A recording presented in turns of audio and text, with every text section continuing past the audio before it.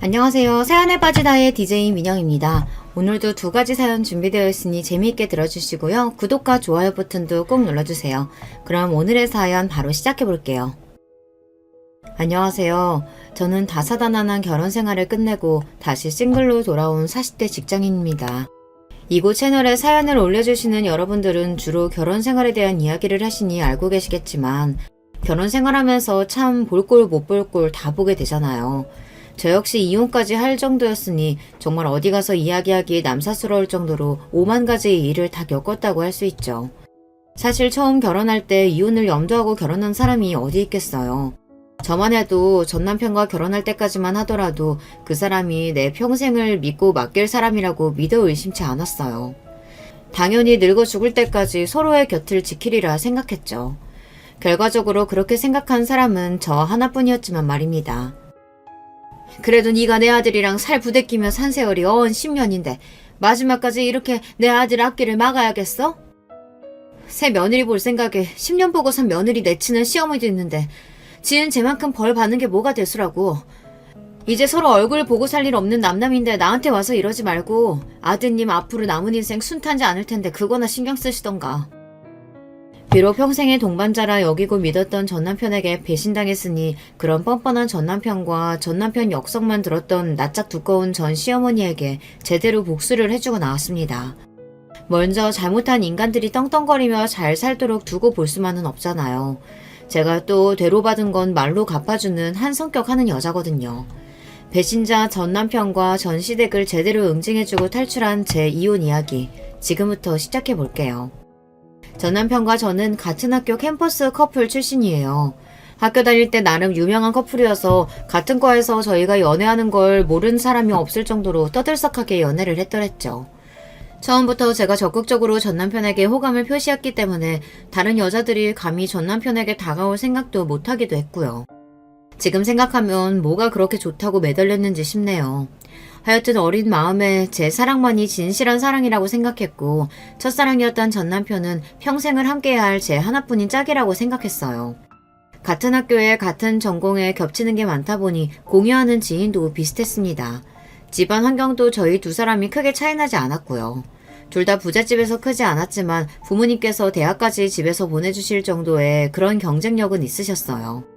사회 경험 삼아서 아르바이트를 해보긴 했으나 집에서 용돈도 주셨기 때문에 굳이 아르바이트를 해야 하는 형편도 아니었어요. 학생 때까지만 해도 집에서 주시는 용돈으로 데이트 비용을 충당하기도 충분했고요. 한마디로 자라면서 돈 때문에 쪼들려 본 적이 없는 사람들이었습니다. 부모님께 감사드려야 할 일이죠. 그러다 보니 돈 씀씀이나 사고방식도 비슷할 수밖에 없었습니다. 만나면서 싸우는 일도 손에 꼽게 드물었기 때문에 어쩜 이렇게 나한테 꼭 맞춘 듯한 사람이 있는 건지 신기할 지경이었어요. 동기들도 항상 입을 모아 이렇게 이야기했습니다. 니들은 진짜 졸업하자마자 결혼할 것 같다. 이렇게 유런하게 사귀어놓고 헤어지면 너네는 이혼이나 마찬가지야. 저 역시 비슷한 생각이었어요. 그래서 제가 먼저 졸업해 취업하고 자리를 잡은 후 군 입대를 하느라 저보다 몇 년 늦게 전 남편이 사회생활을 시작하자마자 저희 청첩장이 나왔을 때도 다들 그러려니 하는 반응이었죠. 상황이 이렇다 보니 저희가 학생 때 연애할 때부터 양가 부모님과도 돈독히 지냈습니다. 거의 친구 집 드나들듯이 서로의 본가를 드나들며 집 데이트도 자주 했고 부모님께 밥도 자주 얻어먹다 보니 결혼 전에 이미 양가 식구들과 가족처럼 지내게 되었어요. 서로의 형제들과도 아주 가깝게 지냈어요. 제 남동생과 전 남편도 사이가 좋은 편이었으나 저랑 전 남편의 여동생인 전 시누이는 정말 단짝 친구처럼 지냈습니다. 고맙게도 겨우 1살 차이인 전 시누이가 저를 언니 하면서 살갑게 잘 따라주었거든요. 오죽하면 자기 친오빠인 전 남편보다도 저를 더 좋아할 정도였으니까요. 언니 빨리 오빠랑 결혼했으면 좋겠다. 그래야 언니가 진짜 우리 가족이 될 거 아냐. 지금도 잘 지내는 걸 뭐. 넌 내가 그렇게 좋아? 당연하지. 할 수만 있으면 쓸모없는 오빠 내다버리고 언니가 내 진짜 언니였으면 좋겠어. 저는 남동생이랑 나이 차이가 6살이나 나서 지금도 거의 아기 보듯 하거든요. 그래서 남매간 사이가 돈독한 편이라 몰랐었는데 연년생인 오빠랑은 원래 원수 같은 사이인 게 정상이라는 전 시누이 말에 그러려니 했습니다. 곁에서 지켜보다 보니 본래 성격 자체가 장난기가 많은 전 남편이 항상 전 시누이를 툭툭 건드렸거든요. 예민하고 새침대기 같은 면이 있는 전 시누이 입장에서는 그게 참 짜증스러웠던 모양이에요. 성격 자체가 짓궂은 장난 같은 거 잘 안 치고 늘 자기 편만 들어주는 저에게 마음을 많이 주었던 것도 그 때문이 아니었을까 싶습니다. 전 시부모님 역시 일찌감치 저희 둘 사이를 인정해 주시고 결혼 전부터 저를 거의 며느리 대접해 주셨습니다. 저희 부모님도 마찬가지로 전 남편을 사위처럼 생각하셨고요. 사실 저희가 알고 연애를 시작한 건 아니었는데 전 시아버지와 저희 친정엄마의 오빠, 그러니까 제 외삼촌 되시는 분이 고등학교 동창이시더라고요. 양가 부모님과 함께 첫 식사 자리에서 전 시아버지께서 먼저 저희 엄마 얼굴을 알아보시는 바람에 그 다음부터는 모든 게 일사천리였습니다. 가영이가 누굴 닮아 이렇게 똑 부러지나 했더니 어릴 적 제 엄마를 똑 닮아 그랬구만. 아유, 넉살 좋은 건 정말 여전하시네. 세상 참 좁네요. 그렇죠? 그렇게 양가 부모님끼리의 친목 모임도 잦은 편이었죠. 이렇듯 결혼 전부터 양가 가족끼리 서로 격이 없이 어울렸기 때문에 당연히 결혼하고 나서도 내 집이 네 집인 양, 네 집이 내 집인 양 잘 섞여서 살 수 있을 거라 믿어 의심치 않았습니다. 결혼하고 나서 양가 부모님 사이가 좋았어요. 특히 전 시아버지와 저희 부모님이 아주 돈독하셨죠. 전 시어머님은 성격이 약간 깍쟁이 같으셨거든요. 낯도 가리는 편이었지만 친해지는 것도 쉬운 성격은 아니었습니다. 그래도 별말 없이 본인 남편과 빠짐없이 저희 부모님과의 모임에 참석하길래 내심 저희를 가깝게 생각한다고 받아들였죠. 하지만 그래도 시자는 괜히 시자 소리를 듣는 게 아니더군요. 제가 결혼해서 정말 본인 며느리가 되자 결혼 전에는 안 하시던 말씀을 자꾸 하시더라고요. 사실 내가 너희들이 서로 좋다고 하는데 괜히 긁어부스럼 만들까봐 말을 아끼기는 했지만 너희들 결혼시키면서 아쉬움이 아주 없었던 건 아니야. 나도 아들 가진 엄마인데 왜 기대하는 바가 없었겠어. 이왕이면 우리 아들 앞으로 출세에 좀 도움 줄 수 있는 그런 집안 아가씨도 탐나기도 했었고 나랑 비슷한 성격에 정말 딸 같은 며느리 바라기도 했었어. 아무래도 내 입장에서는 아쉬움이 남지. 솔직히 저는 저 소리를 처음 듣는데 뭐 어쩌라고 싶더라고요. 그동안은 그런 티라고는 전혀 안 내시다가 결혼식이 딱 끝나고 저러시는데 내가 왜 저런 소리를 듣고 있어야 하나 싶더라고요.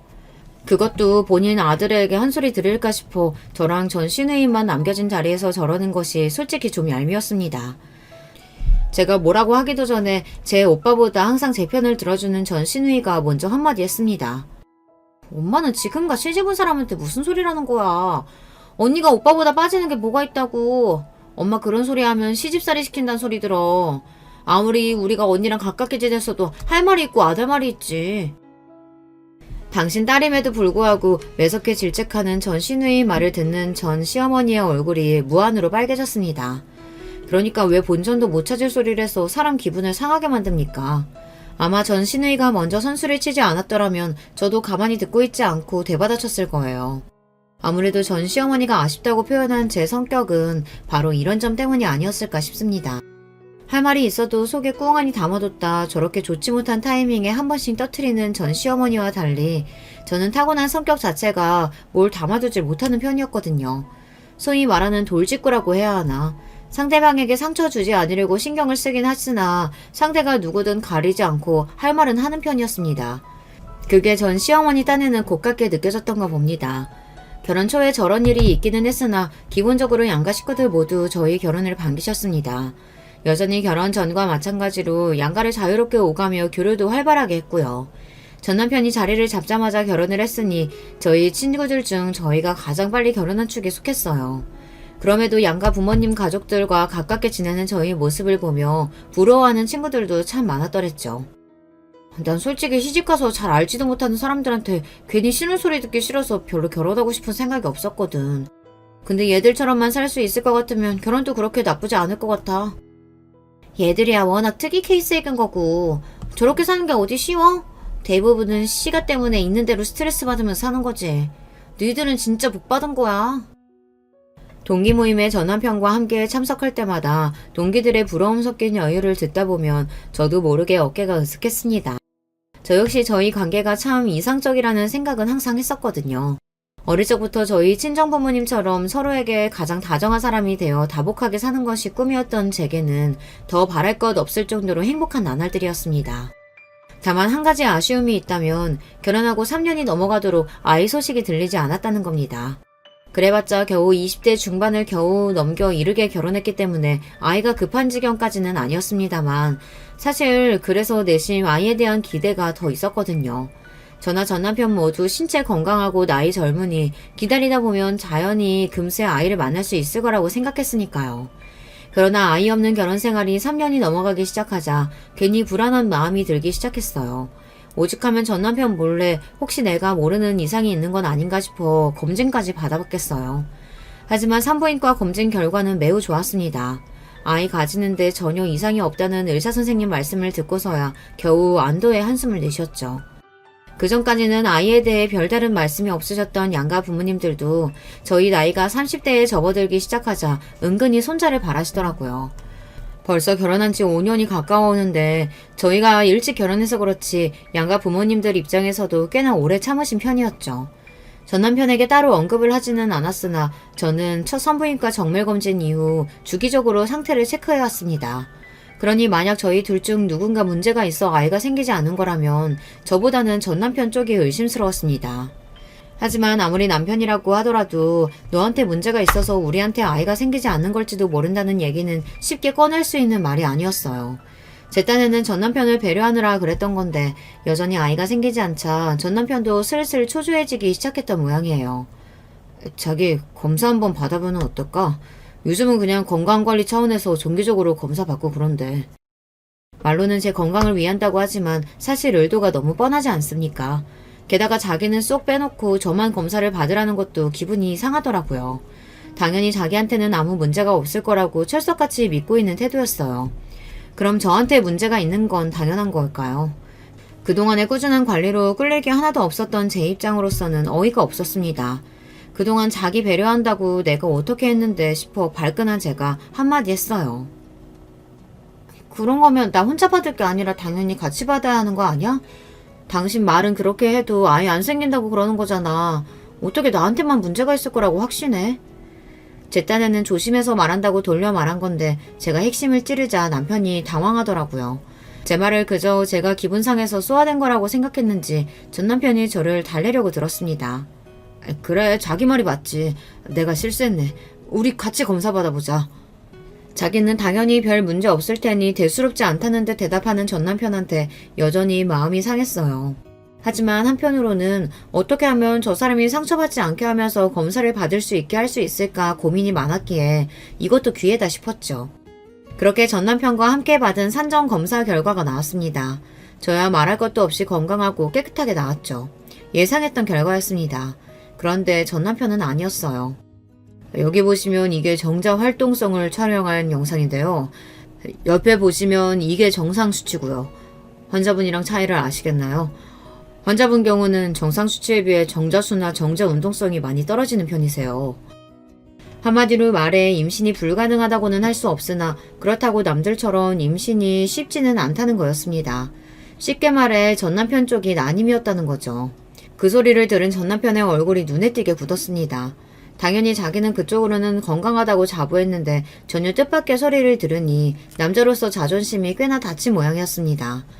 억울한 누명을 벗은 제 입장으로서는 이제 저 때문에 아이 안 생긴다는 은근한 압박에서 벗어날 수 있다는 것 외에는 딱히 좋을 게 없었죠. 어쨌든 우리에게 아이가 쉽게 생기지 않을 거라는 걸 확인받기도 했고 제 쪽에만 문제가 있을 거라고 전제한 전 남편에게 기분이 상하기는 했으나 저라고 이런 결과를 바란 적은 추호도 없으니까요. 전 시부모님도 내신 전 남편과 생각했던 게 비슷했던 모양인지 제가 직접 전하지는 못하고 전 시누이를 통해 소식을 전해 듣고 적잖이 놀라신 모양이었습니다. 자기 아들 때문에 아이가 잘 안 생기는 거라는데 이제 제 탓도 못하실 거고 전 시어머니 속도 말이 아니었을 거예요. 그 무렵에는 제 몸에 이상이 있는 거 아니냐고 저를 은근히 긁곤 하셨거든요. 애초부터 자식 낳겠다고 저 사람이랑 결혼한 것도 아니고 저는 이루 씨만 있으면 돼요. 너무 마음 쓰지 마세요. 어떻게 아쉬움이 없을 수 있겠으나 자식은 부모 뜻대로 생기는 존재는 아니잖아요.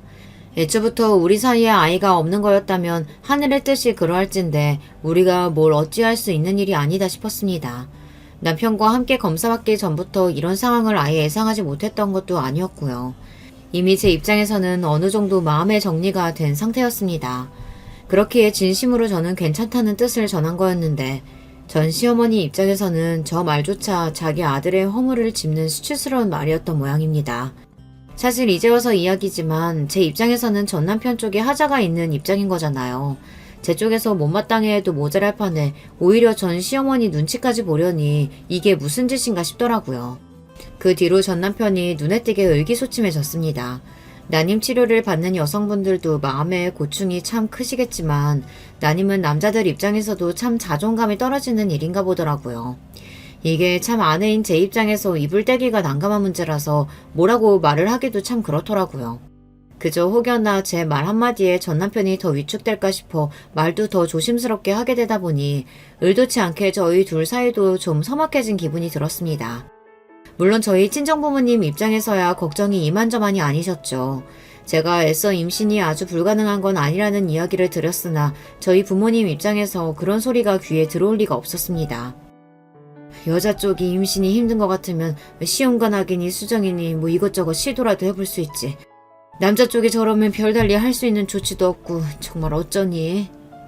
너희가 일찍 결혼할 때 내심 남들보다 이르게 손주 품어볼 수 있겠다 싶어 기대했었는데 우리도 우리지만 네가 얼마나 단란한 가정 꾸리는데 진심이었는지 아는데 어떻게 부모 맘이 아무렇지 않을 수가 있겠어.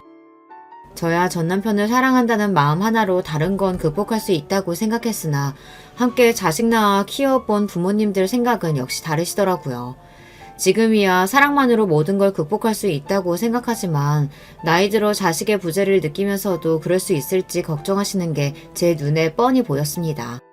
하지만 그렇다고 해서 제가 할 수 있는 일도 없잖아요. 그저 전 남편이 어서 마음을 추스러주기만을 바라고 또 바랬습니다. 그러는 와중에 또 시간은 속절없이 흘러갔어요. 어느새 결혼 8년 차에 접어들다 보니 결혼한 친구들로부터 하나 둘 2세 소식이 전해졌습니다. 대부분이 저희보다 한참 늦게 결혼했는데도 아이를 본다고 하니 제 기분도 이렇게 싱숭생숭한데 전 남편 마음은 오죽할까 싶었습니다.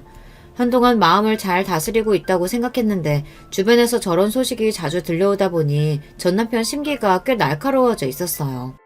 그러다 보니 제가 많이 참으려고 노력함에도 불구하고 다투는 날이 잦아졌습니다. 별거 아닌 일에도 전 남편 말투는 늘 어떻게든 제게 싸움을 걸려고 하는 사람 같았고 제가 참다 한마디 하면 그걸 가지고 물고 늘어지는 게 반복되었죠. 어떨 때는 서로 소리 지르며 싸우면서도 뭐 때문에 싸웠는지 기억도 못할 정도였어요. 당신 말을 꼭 그런 식으로 해야겠어? 나 진짜 요즘 당신 눈치 보여서 숨도 제대로 못 쉬어. 내가 당신한테 뭘 바라고 이러는 게 아니잖아. 그냥 집에서 우리 둘만 있을 때라도 편하게 지낼 수는 없겠어? 또 다 내 잘못이라는 거야? 눈치를 봐도 내가 당신 눈치를 보지 당신이 왜 내 눈치를 봐? 제 눈치를 본다는 사람이 어떻게든 제 잘못을 찾아내려고 저리 혈안이랍니까? 그 즈음에 전 남편은 이미 제가 사랑하던 20살 시절의 그 다정한 사람과는 거리가 멀었습니다. 아이 문제야 사랑으로 당연히 극복할 수 있다고 믿었던 저와는 달리 전 남편은 자신의 난임 판정이 자기 인생의 어마어마한 오점으로 남은 것 같았어요. 그 콤플렉스가 자기와는 달리 아무런 이상이 없다는 저를 볼 때마다 더 실감이 났겠죠. 그걸 이해하지 못한 건 아니었습니다. 그러니 아무 잘못도 없으면서 전 남편 눈치를 그리 봤던 거니까요. 하지만 그 문제로 전 남편의 자격지심이 날이 갈수록 심해지자 부부 관계 자체에 위기가 찾아왔습니다. 저는 제가 결혼해서 이렇게 살게 되리라고는 생각도 못했기 때문에 당시 심적으로 너무 괴로웠어요. 이럴 때마다 저를 위로하고 달래주었던 게 바로 전 시누이였습니다. 그 무렵에는 전 시누이도 결혼해서 아이를 기다리고 있었어요. 그러다 보니 본인 오빠임에도 불구하고 여자 쪽인 제 입장을 잘 이해해 주더라고요. 언니가 진짜 보살이다 보살이야. 언니가 자기를 얼마나 봐주고 있는데 못긴 놈이 성낸다더니 왜 자기가 저래? 그런 자기 보는 언니 속이라고 어디 속이겠어? 내가 너 아니면 어디 가서 이런 소리를 하겠어. 속이 답답하고 문드러져도 다른 것도 아니고 내 사람 허물인데 어쩌겠어. 그저 내가 안고 가야지. 상황이 이렇다 보니 양가 관계도 애매해졌습니다. 양가 돈독한 관계를 유지할 수 있는 건 결혼시킨 자녀 부부가 사이가 좋을 때나 가능한 일이었다는 걸 그제야 깨닫게 되었어요. 저희 집에서는 하자이는 사위 때문에 매일같이 마음고생해서 딸내미 살이 쑥쑥 빠지는데 사위가 예뻐 보일 수가 없었겠죠. 그나마 전 시아버지께서는 아이를 원함에도 전 남편 때문에 애써 욕심을 누르고 사는 당신 며느리에게 미안한 마음에 전보다 더 살뜰하게 신경을 써주셨으나 전 시어머니는 달랐습니다. 마치 자기 아들에게 하자 도장을 찍은 게 저라도 된다는 듯이 저를 원망하는 것 같았어요. 사실 제가 아니더라도 다른 누군가와 결혼을 했는데 계속 아이가 안 생기면 검사를 했겠죠. 그러니 저 자체보다는 며느리가 될 그 누구라도 전 시어머니 눈에 미워 보였을 거예요. 하필 재수없게 그 자리를 제가 차지한 셈이고요. 그래도 본인 아들 쪽에 문제가 있는 거라는 인식은 하고 계신 모양인지 예전처럼 저를 은근히 긁는 일은 좀 줄어들었어요. 비록 불만에 가득 찬 못마땅한 시선은 여전했으나 그 무렵에는 저도 전 남편과의 갈등 때문에 다른 데에 기운을 소비할 정신이 없었죠. 전 남편과 소원해지다 보니 허한 마음을 다른 지인들과의 만남으로 풀게 되더라고요. 사실 연애할 때도 그렇고 결혼해서 양가 집안 모두 사이가 좋았을 때도 그렇고 그 생활이 너무 마음에 들다 보니 오로지 저희 식구끼리만 어울리려고 하고 다른 지인들과의 관계에 소홀했던 게 사실이었어요. 상황이 이 지경에 이르고 나니 친구들을 찾으려고 하니 좀 미안하기도 하고 무안하기도 했어요. 하지만 제 마음이 허하니 그런 염치 없는 짓도 하게 되더라고요. 다들 티는 내지 않았지만 친구들도 대강 돌아가는 상황은 짐작한 듯 했습니다. 다른 거 묻지 않고 살갑게 맞아주는데 그저 고맙더라고요. 흐른 시간이 시간인 만큼 친구들 사는 모습도 은근히 변한 게 많더라고요. 그 중에서도 특히 저랑 마음이 잘 맞던 친구는 최근에 자기 회사를 새로 차렸다기에 놀랐습니다. 그 친구는 언론학을 전공해서 기자를 하던 친구였어요. 정의감과 사명의식이 투철한 아주 강직한 친구였죠. 나름대로 제 성격도 한 돌직구 하는 탓에 통하는 게 많은 친구였습니다. 유명 신문사에 기자로 취업해서 바쁘게 사는 것까지는 알고 있었는데 남들은 들어가기도 힘들다는 그 좋은 회사를 때려치우고 독립 언론사를 꾸렸다는 소식에 역시 대차게 사는 친구구나 싶었습니다. 나라고 잘 다니던 회사 때려치우고 싶었겠어? 다 위에서 압박이 들어오니까 더러워서 때려치운 거지. 술을 꽤 많이 마시자 그 친구 입에서 전말이 술술 나오더라고요. 하는 말을 듣자니 한 국회의원의 비리를 파헤치다 그 국회의원이 언론사 쪽에 압박을 넣고 괴롭힘이 보통이 아니었던 모양이더라고요. 결국 기사는 제대로 써보지도 못하고 한직으로 밀려난 친구가 견디다 못해 제 발로 회사를 걸어 나왔다고 합니다. 그러다 해당 국회의원 이름까지 듣게 되었는데 낯익은 이름이라 또 놀랐어요. 제가 정치에 대한 지식이 많은 편은 아닙니다만 지역구 의원 이름 정도는 알고 있거든요. 사실 투표할 때도 썩 인상이 좋다고 생각하진 않았는데 뒤에서 그런 더러운 짓거리까지 하고 있다고 생각하니 괜히 저까지 그 국회의원이 싫어지더라고요. 너도 참 고생이 많았다 싶어 그 친구를 토닥이며 말했습니다. 너 같은 사람이 압박받지 않고 하고 싶은 거 다 쓰면서 살아야 세상이 좀 살만해질 텐데. 네가 고생이 많다. 내가 이렇게 물러설 줄 알아? 어디 한번 꼬투리만 잡혀봐. 내가 내 인생을 걸더라도 그놈 끌어내리고 말 거야. 그 고초를 겪고도 기세가 꺾이지 않은 친구를 보며 대단하다고 생각했습니다. 한편으로는 저렇게 공격적으로 자기 문제를 드러낼 수 있는 친구가 부럽기도 했어요. 저야 제 전 남편 난임 문제로 부부 사이가 나빠졌다는 말을 어디다 털어놓기도 참 그렇잖아요. 한번 대판 싸우고 난 이후라 그런지 그래도 전보다는 전 남편과 저 둘 다 싸움의 단초를 제공하지 않으려고 한동안 조심했습니다.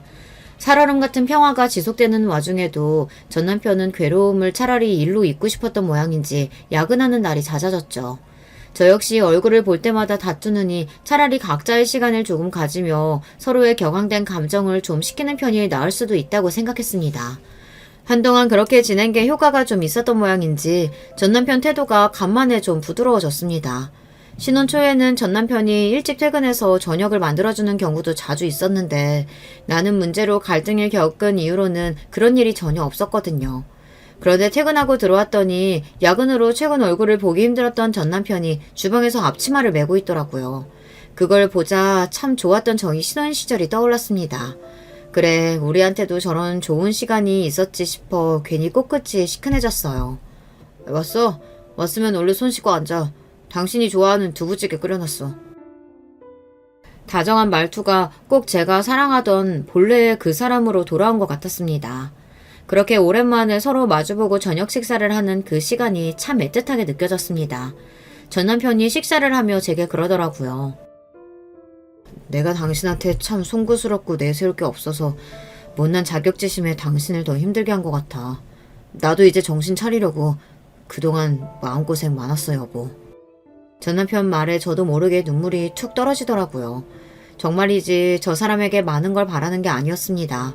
그저 서로 마음 보듬어주며 살아가는 것 하나가 제가 바라는 전부였어요.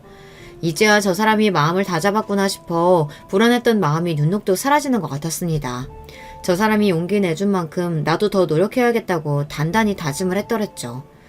저는 그게 화해의 손길이라고 생각했는데 내막은 그렇지가 못했던 모양이에요. 전 남편과 예전처럼 지내는 날들이 이어지며 제 기분도 풀어졌습니다.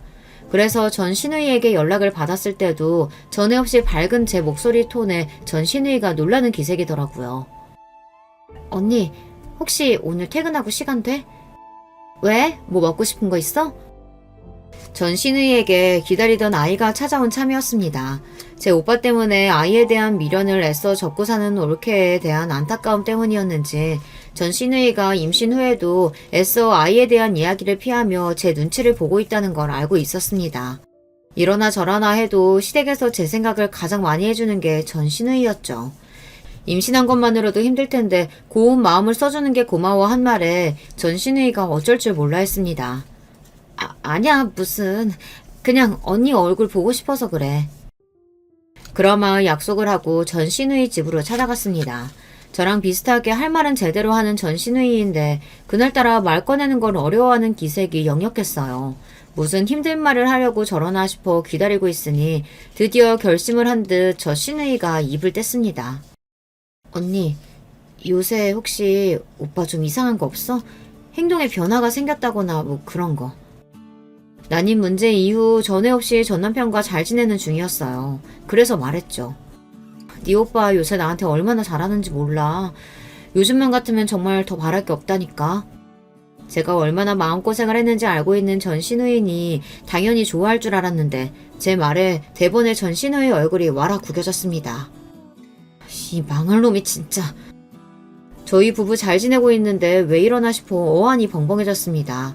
하지만 그러는 전 신우의 얼굴이 너무 참담해 무슨 말이 나올지 두려워 차마 대묻지도 못하고 있었어요. 언니, 오빠 그 인간 아무래도 여자가 있는 것 같아. 전혀 생각지도 못했던 소리에 할 말을 잃었습니다. 저희 사이가 가장 나쁠 때도 전 남편이 바람을 피울 거라는 생각조차 안 해봤기에 전 신우의 말을 믿을 수가 없었습니다. 그런 제 마음을 읽었는지 전 신우이가 설명을 시작했어요. 얼마 전에 친정 갔다가 우연히 엄마랑 오빠 하는 얘기 들었어. 제대로 이혼하려면 언니를 유책 배우자로 만들어야 하는데 오빠 그놈은 난임 문제도 있고 그러니까 언니 약점을 찾아야 한다고. 그러면서 엄마가 그러는 거야. 너 지금 여자까지 있는 거 절대 들키면 안 된다고. 처음에 나도 잘못 들었나 싶었어. 그러니까 전 시모와 전 남편이 작당하고 이혼 준비를 하고 있다는 거였어요. 그러면서 저를 방심하게 하려고 전에 없이 다정하게 굴었다고 생각하니 이 모든 게 현실같이 느껴지지가 않았습니다. 하지만 전 신우이가 없는 말을 할 사람도 아니었죠. 무엇보다 아무리 저와 가깝게 지낸다고 해도 전 남편은 친오빠잖아요. 그럼에도 불구하고 저한테 이런 이야기를 할 때까지 전 신우이 마음에 얼마나 갈등이 많았겠습니까? 뭔가 잘못된 걸 거야. 그 사람이 요즘 나한테 얼마나 잘하는데 사람이면 어떻게 그래놓고 내 뒤통수 칠 생각을 해. 아니야, 아닐 거야. 언니, 정신 똑바로 차려야 돼. 저쪽에서 저렇게 작정하고 나오는데 까딱하다간 언니만 온팡 뒤집어쓰게 생겼다고. 가뜩이나 언니 상처 많은데 이런 얘기 하는 게 맞나 나도 고민 많이 했어. 하지만 언니가 자기한테 어떻게 했는데 사람을 이렇게 기만할 수가 있어? 전 신우이가 저렇게까지 말하는데 계속 현실 부정만 하고 있을 수는 없었죠. 물론 마음 추스르느라 정말 죽을 지경이었으나 전 신우이 말이 사실이라면 정말이지 이런 꼴을 그저 당하고 있을 수만은 없었습니다. 그날 무슨 정신으로 집으로 돌아왔는지 모르겠어요. 저 좋아하는 저녁을 해주겠다며 살갑게 해주는 전 남편이 속으로는 무슨 생각을 하고 있을까 떠올리니 소름이 끼쳤습니다. 소화가 안 된다며 혼자 침대 속에 파묻혀서는 앞으로 어떻게 해야 할지 머리가 터지도록 고민했죠.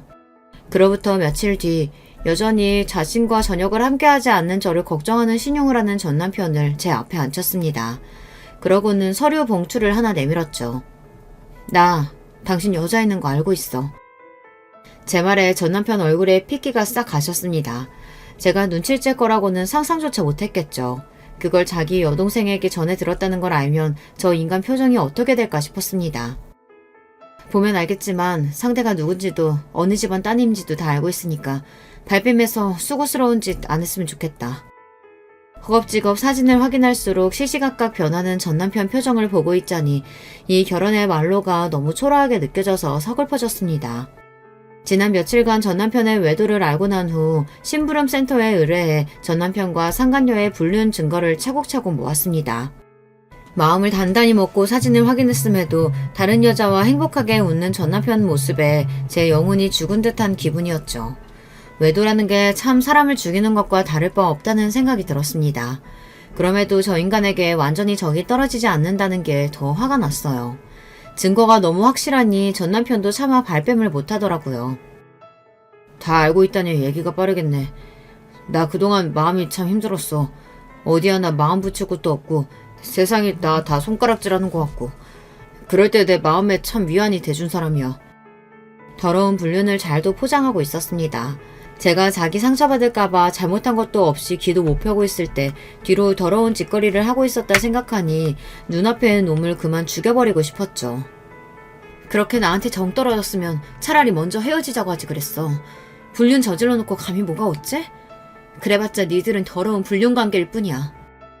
나는 몰라도 그 사람은 그렇게 매도하지 마. 당신한테 그런 소리 들을 사람 아니야. 이왕 말이 나왔으니 우리 그만 이혼하자. 더 이상 이 결혼을 지속할 이유가 없잖아.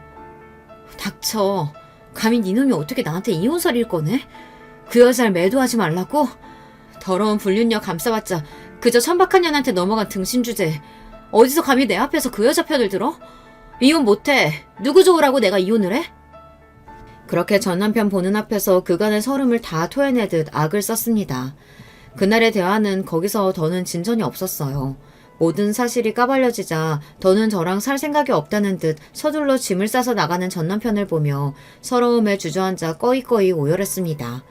한때는 세상 모든 사람들이 제게 등을 돌려도 저 사람만큼은 제 곁에 남아주리라 생각했는데 그게 그렇게 가볍디 가벼운 관계였다 생각하니 허망함에 견딜 수 없이 마음이 쓰렸습니다.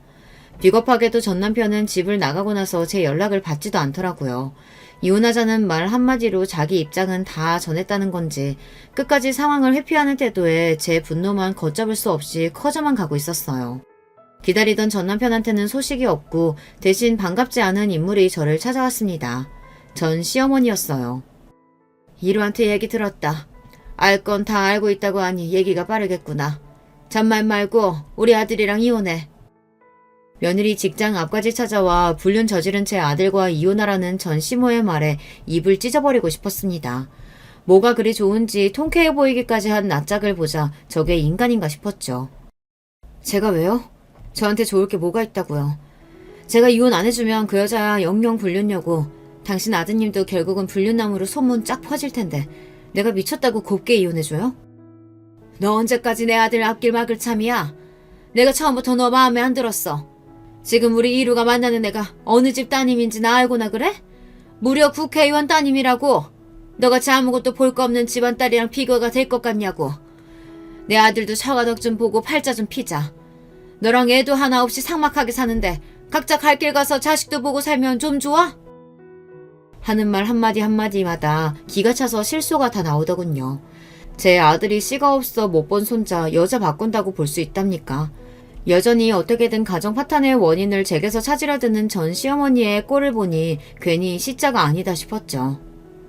네, 국회의원 따님식이나 돼서 씨도 없는 하자품을 뭘 보고 불륜식이나 저지르는지 그 여자도 어지간히 멍청한 게 아니다 싶더라고요. 사람 멋대로 다루고 싶어하는 어머님이니 어머님 수준에 딱 맞는 며느리긴 하네요. 뭐야? 제 말에 발끈하는 전 시어머니 꼴이 우스웠습니다. 그러나 그때만큼은 본인 기분보다 어떻게든 제게서 이혼 약속을 받아내는 게 중요하다 생각한 모양인지 억지로 성질을 누르더군요. 너도 애 갖고 싶어 했잖아. 네 말 맞다나 니들 사이에서 아이 보기도 힘든데 너도 새 출발하면 나쁠 게 뭐가 있니? 일 복잡하게 만들지 말고 조용히 바로 이혼해주면 재산 분할 말고도 위자료조로 돈 3억 준비해줄 테니 너도 너무 감정적으로만 생각하지 말라 이 말이야. 이미 전 남편이 집을 나간 시점에서 이 결혼 생활은 파탄난 거나 다름없었습니다.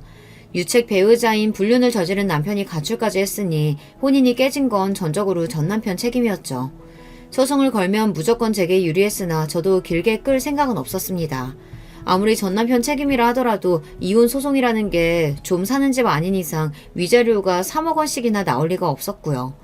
마음이 뜬 이상 저 역시 하루라도 저 징그러운 인간들과의 관계를 더는 지속하고 싶지 않았습니다. 다음에 나올 때 서류 제대로 준비해서 가지고 나와요. 사막에서 10원짜리 한 장이라도 빠지면 두 년놈들 나락으로 보내줄 테니 헛짓거리 할 생각하지 마시고요. 그렇게 합의 이혼에 대한 협의를 마쳤습니다. 제가 이혼하겠다는 것만 기다린 모양인지 드디어 전 남편 놓은 납작을 구경할 수 있었어요. 이혼도 제 손으로 못해서 지 어미 치맛자락에 매달려 나온 꼬락서니를 보고 있자니 저런 모자란 것을 아등바등 붙잡고 산 10년 가까운 세월이 아까워 장이 꼬이는 것 같았습니다. 그렇게 시원하게 이혼 도장을 찍고 서류를 제출했죠. 약속대로 곧장 3억 원이 제 통장에 찍혔습니다. 상간녀와 새 출발할 생각에 감히 제 앞에서 표정 감출 생각도 못하고 두 모자 입이 귀에 걸린 꼴이 혐오스러웠어요.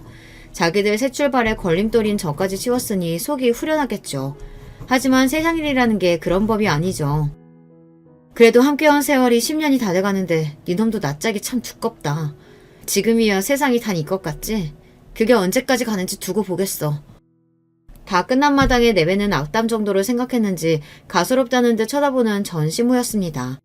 그나마 전 남편 놈이 제 눈치를 살피는 것 같았으나 어차피 제 어미랑 똑같은 놈이었죠. 그렇게 저는 두 인간들을 남겨두고 미련 없이 돌아섰습니다. 다음날 인터넷 포털 사이트에 한 국회의원 자녀의 불륜 이슈가 검색어로 등장했습니다. 첫 기사는 이니셜로 등장했으나 원래 불륜처럼 자극적인 화제야 네티즌들 관심을 끄는 법 아니겠습니까? 얼마 지나지 않아 해당 국회의원의 실명이 떴죠. 제가 거주하던 지역구의 국회의원이었던 한택수였습니다. 신상이라는 게 한번 털리기 시작하면 걷잡을 수 없는 것이다 보니 당사자인 상간녀 신상 역시 금세 밝혀졌습니다. 국회의원 한택수의 딸 한지호의 사진이 순식간에 인터넷에 쫙 퍼졌습니다. 본래 국회의원 딸이야 네티즌들 관심을 자극하는 신분은 아닙니다만 불륜은 또 얘기가 다르니까요.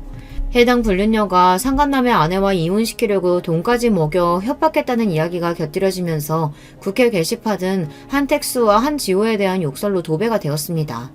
사태가 이 지경에 이르자 전 남편과 전 시어미가 득달같이 저한테 달려오더군요.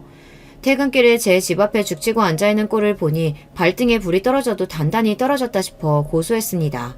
그 대단한 집 양반들이 고작 저 못난이들 때문에 그 소문을 겪고 있는데 저것들을 가만히 둘 리가 있겠습니까? 그 기세를 못 견디니 어떻게 해보겠다고 감히 저한테까지 찾아올 생각을 한 거겠죠. 남의 집 앞에서 뭐 하는 짓이야? 니들 꼴 보기 싫으니까 내 집 앞에서 썩 꺼져. 너 도대체 무슨 짓을 한 거야? 뭘 어쨌길래 네 주제에 그 높으신 분들 기사를 터뜨려? 어제 이혼 도장까지 잘 찍어놓고 이게 무슨 짓이야? 내가 너랑 이혼 도장 찍었지 너 가만히 둔다고 그랬어?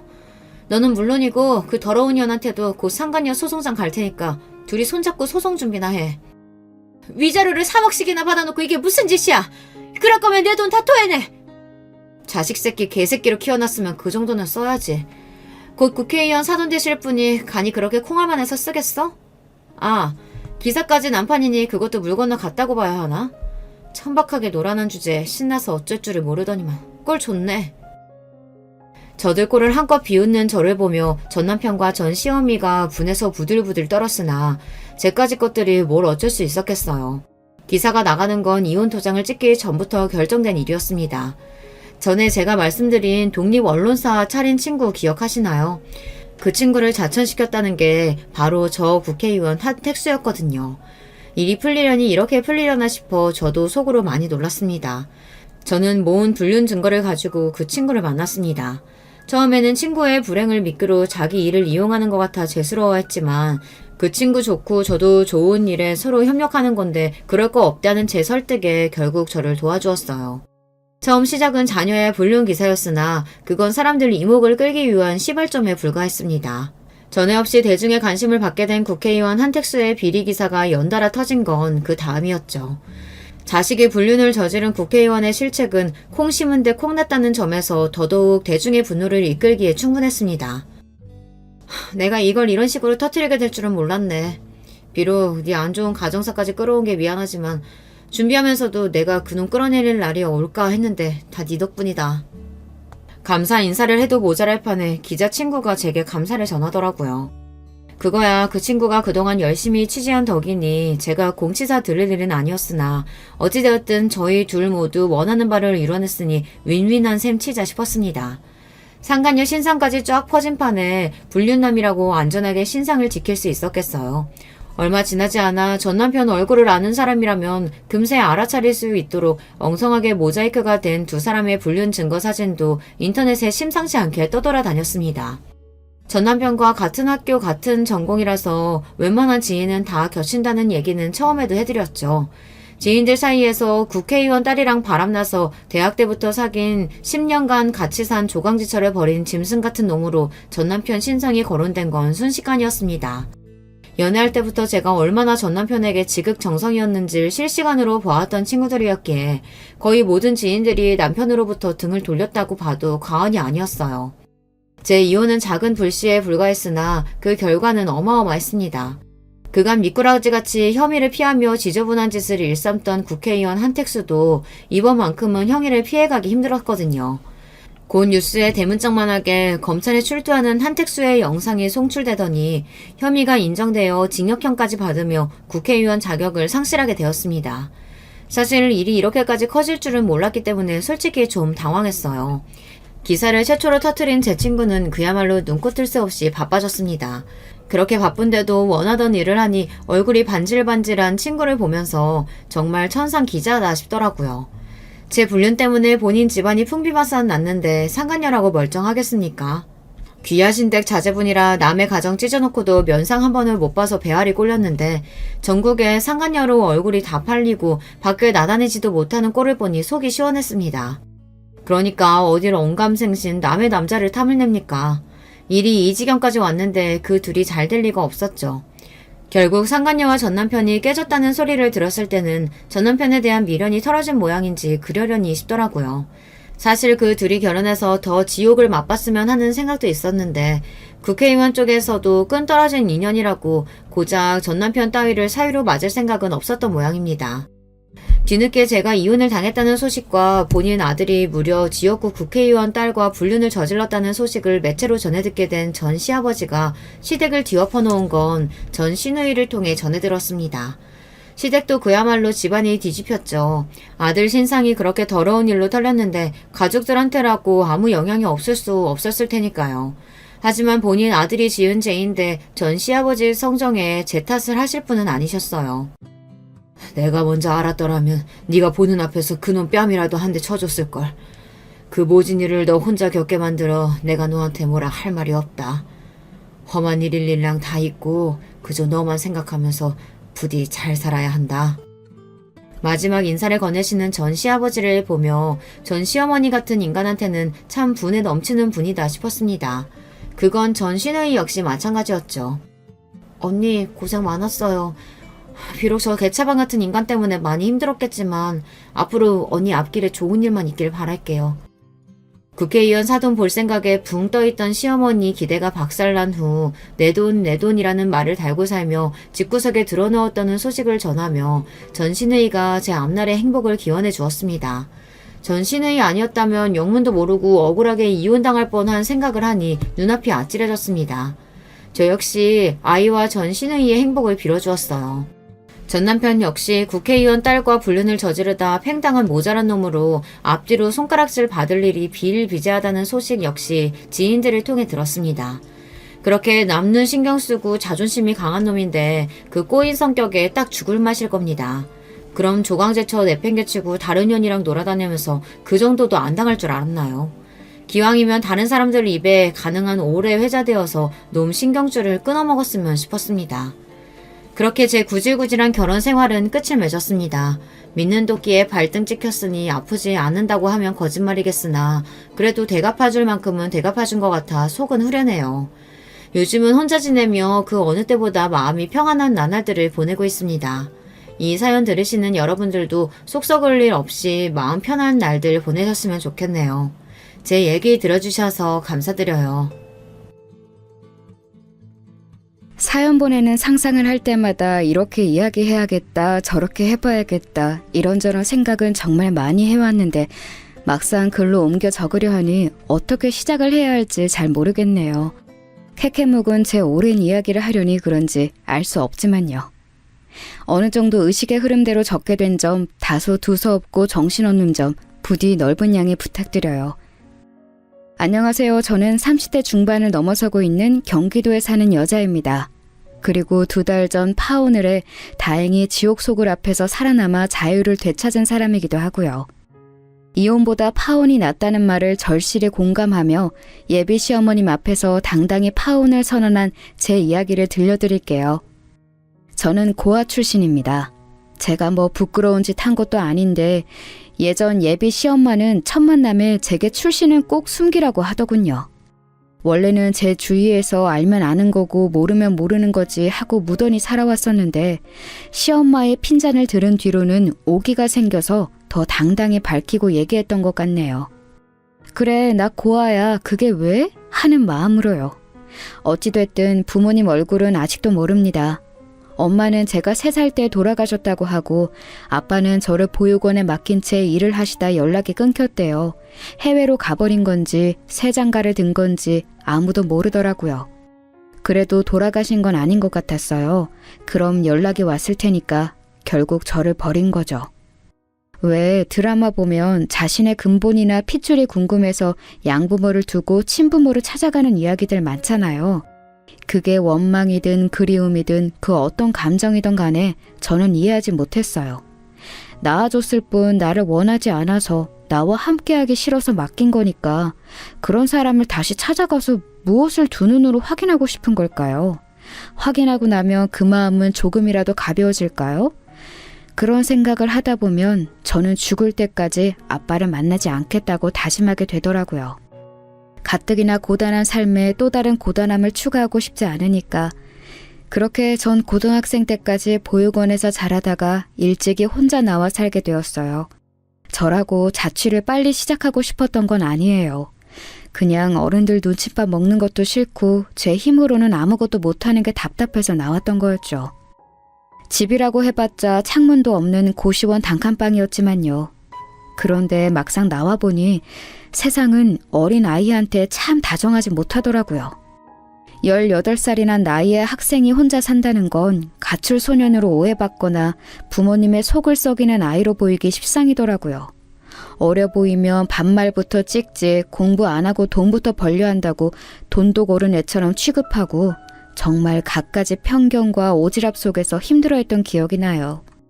애정어린 말이나 진심을 다한 도움은 주지 않으면서 그저 말로만 훈계하고 탓하고 아르바이트를 구하는 것도 그런 잔소리 속에서 사고 안 치겠다는 몇 번의 약속을 해야만 자리를 얻을 수 있었어요. 학교 다니면서 아르바이트하고 자취하는 게 얼마나 힘든데 대견해 하지는 못할 망정 말이에요. 그래도 뭐 제 사정을 모르는 사람들의 시선이니 깊이 생각하지 않는 게 나았죠. 저는 당시 텃세와 구박, 말도 안 되는 임금 등 갖가지 이유로 여러 아르바이트 자리를 전전했어요. 어떻게든 버티려고 했는데 제가 운이 나쁜 건지 아님 정말로 저에게 문제가 있는 건지 다 얼마 못 가 그만두게 되더라고요. 그러다 보니 사정이 너무 궁핍해져서 학교도 그만둘 수밖에 없었어요. 지금 당장 급한 건 배움보다 내일 먹어야 할 밥과 몸을 누일 숙소였으니까요. 그렇게 하루살이처럼 근근히 살아갈 즈음 한 번은 배가 너무 고픈 거예요. 빵 하나 사 먹고 오늘 저녁 끝내야겠다는 생각으로 한 빵집에 들어갔는데 아르바이트를 구하더라고요. 주인 아주머니의 인상이 다소 어둡고 딱딱해서 겁이 났지만 그런 걸 가릴 때가 아니니 곧장 가서 아르바이트를 하고 싶다고 말했습니다. 그러자 아주머니는 저를 조용히 위아래로 훑어보더니 아무 말 없이 내일부터 출근하라고 하시더군요.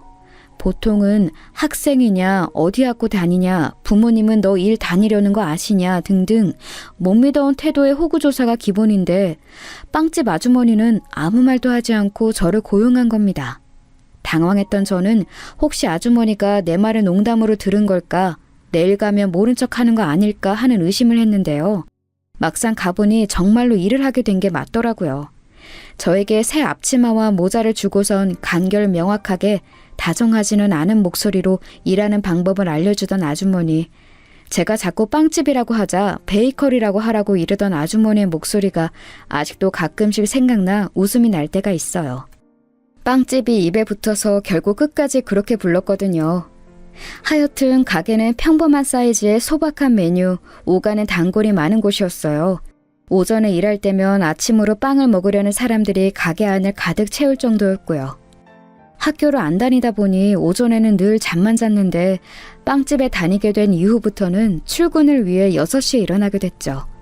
다른 일에 비하면 솔직히 여러모로 쉬운 일은 아니었습니다. 포장하고 판매하고 또다시 정리하고 할 일이 끊임없더라고요. 진상도 얼마나 많았는데요. 맨손으로 빵을 주물럭거리는 사람들, 단팥빵에 왜 팥이 적냐고 따지는 사람들, 마늘 바게트에 있는 마늘은 따로 담아달라는 사람들 등 정말 갖가지 이상한 요구와 컴플레인 속에서 스트레스를 많이 받았는데요. 그럼에도 저는 그 일이 너무 좋았습니다. 요상한 사람들을 대하는 건 힘들지만 또 의외로 생각지 못한 순간에 힘이 되어주는 사람들도 많았거든요. 친절함에 기분이 좋아졌다고 쪽지를 건네는 손님이나 빵을 하나 더 사서 저에게 건네주고 힘내라던 손님, 좋은 하루 보내라는 소박하지만 행복한 인사말들, 그런 다정함과 친절함이 있는 가게여서 그만둘 수 없던 것 같아요. 그리고 무엇보다도 사장님이 너무나 좋았습니다. 이전까지 주인 아주머니라고 부르던 사장님은 저보다 20살 정도 많고 제빵사 남동생과 함께 가게를 꾸린 분이었어요. 사장님은 저에게 가족과 마찬가지였습니다. 잘 웃지도 않고 말투도 딱딱하지만 알게 모르게 저를 정말로 위해주셨거든요. 말하려면 하루가 모자랄 정도로요. 굶지 말라고 집에 돌아가는 길에 빵 한 봉다리나 따로 사뒀던 김밥을 챙겨주시기도 했고요. 제가 지쳐 보일 때면 근처 카페 가서 음료수 사 먹고 오라고 3,000원을 쥐어주시고 밖으로 내보내기도 했습니다. 언젠가 제 상황과 사정을 아셨던 때엔 저만 시급을 올려주시고 때마다 용돈도 주셨죠. 물질적인 게 전부는 아니지만 저는 그 안에서 사장님의 진심 어린 마음을 느낄 수 있었어요. 말로는 다하지 못하는 따뜻한 그 마음을. 그래서 어느 순간부터 저도 사장님을 때로는 엄마처럼, 때로는 이모처럼, 때로는 언니나 친구처럼 여기며 잘 따랐던 것 같아요. 자칫 엇나갈 수도 있던 때에 사장님을 만났기에 제가 정신 차리고 열심히 살았던 게 아닌가 싶어요. 그야말로 귀인이죠. 그래서 저는 지금까지도 그 빵집에서 일하고 있습니다. 조금 놀라셨죠? 30대 중반이 된 지금까지 한 가게에서 일을 하고 있다는 거 말이에요. 그렇지만 사실이에요. 마치 시간이 멈춰버린 것처럼 빵집도 사장님도 저도 15년 전 그 모습 그대로 그 자리에서 일하고 있습니다.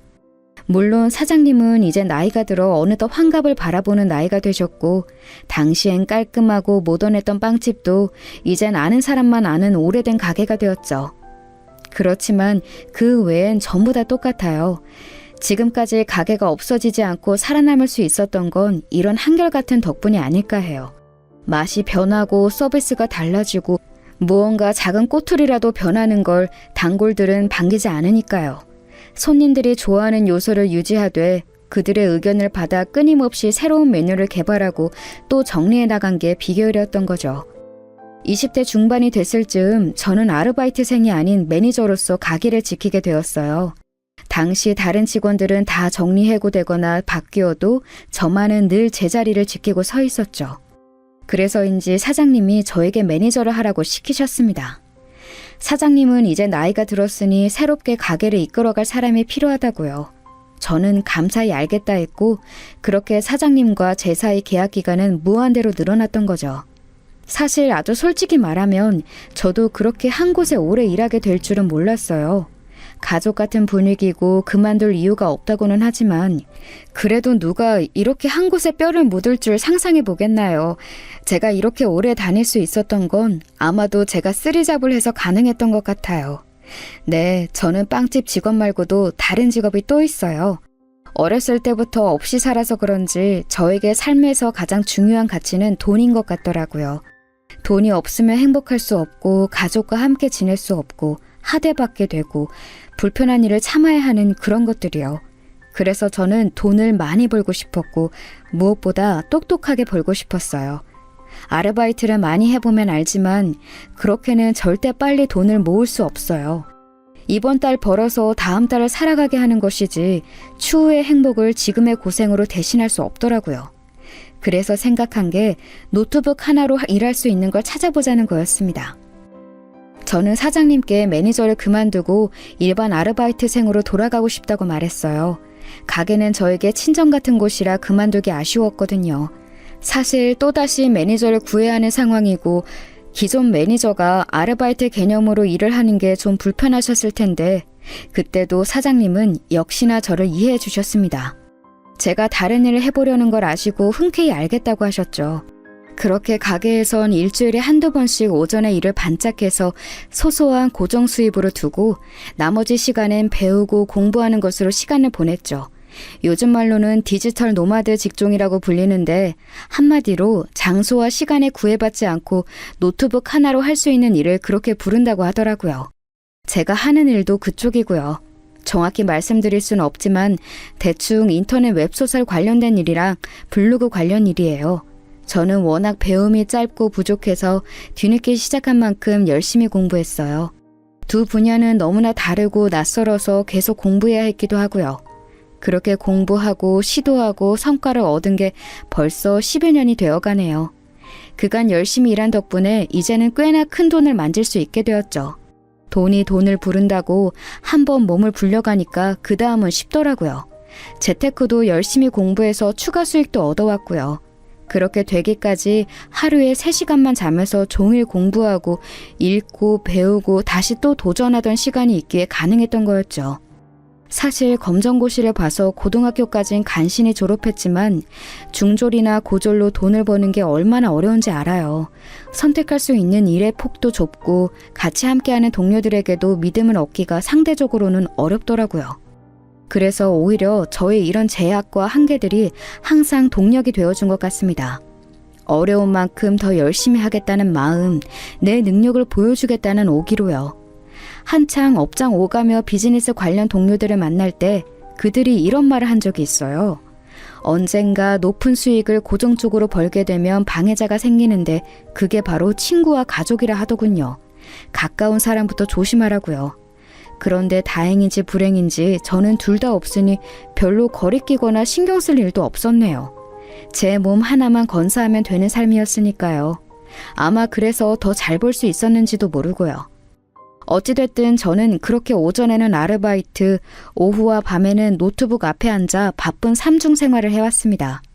일을 하지 않아도 몇 번의 클릭만으로도 수익이 들어오는 날이면 저는 그간 사고 싶었던 물건이나 가까운 곳으로 여행을 가기도 했어요. 그렇게 된 지는 얼마 되진 않았지만요. 돈 벌면 꼭 사치스럽게 살아보고 싶다고 생각했었는데 타고나길 짠순이어서 그런지 돈 쓰는 것도 쉽지 않더라고요. 아직은 저만큼이면 다른 무언가를 이만큼 할 수 있지 않을까 하는 비교를 자꾸만 하게 되고요. 그래도 쓰는 만큼 돌아올 거라 생각하며 적당한 소비 습관을 만들어가는 중이에요. 사장님에게도 일이 얼마나 잘 되었는지는 말씀드리지 않았지만 그래도 달마다 선물도 드리고 기념일마다 챙겨드리고 있고요.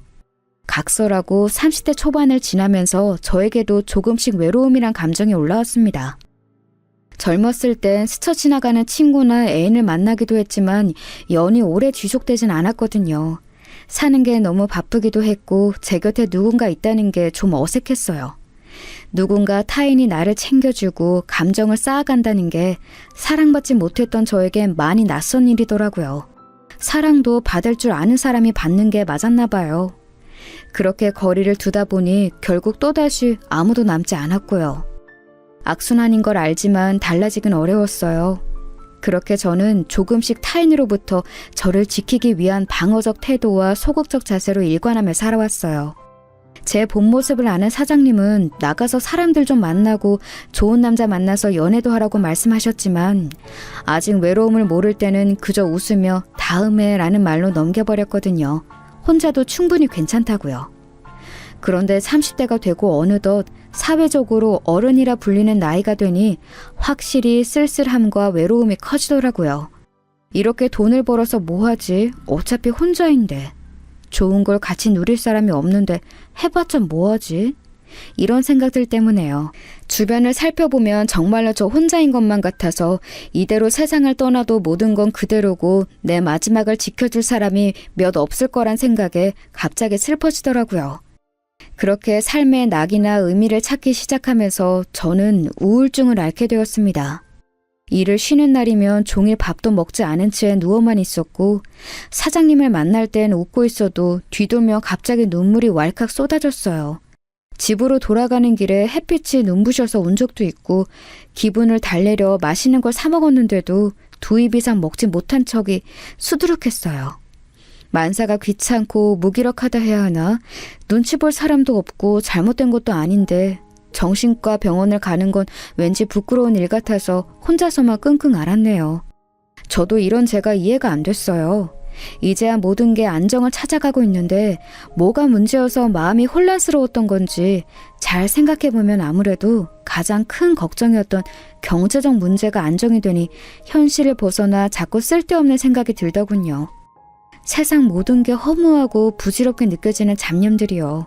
그러다 보니 제가 존재하는 이유를 누군가 나를 사랑할 수 있다는 것으로 증명받고 싶은 마음이 생겼습니다.